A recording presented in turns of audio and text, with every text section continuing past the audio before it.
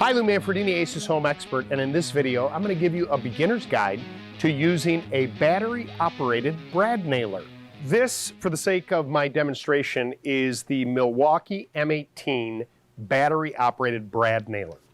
Now, brad nailers traditionally were pneumatic. They still make them, where you need a compressor and a hose on the back. But technology has really advanced, and so these battery-operated tools are awesome. Now, a brad nailer uses exactly that, brads. They're very thin little nails that are actually square in shape. Typically, they come in 16, 18, even 20 gauge. This particular gun is a 16 gauge, and the lower the number, the thicker the brad. These are trim tools. They're not designed to frame a house. They're designed for doing trimmer on a window, doing trimmer on a door. If you're doing projects like, building, building cabinets, you would use brad nailers.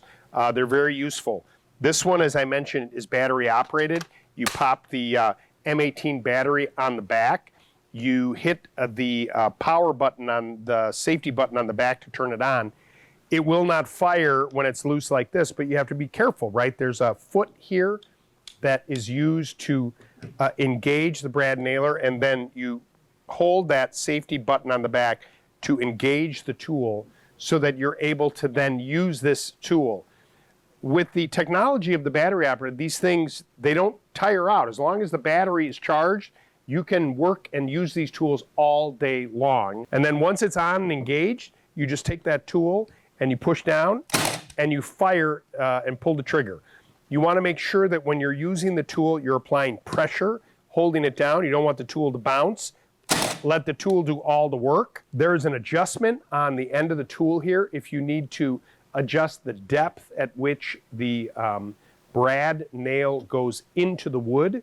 So, typically when you're doing trim work, you want that nail head to go down a little bit into the wood that you're setting, because then you're going to come back and patch that with a little wood putty or spackle and then paint or stain, whatever it might be.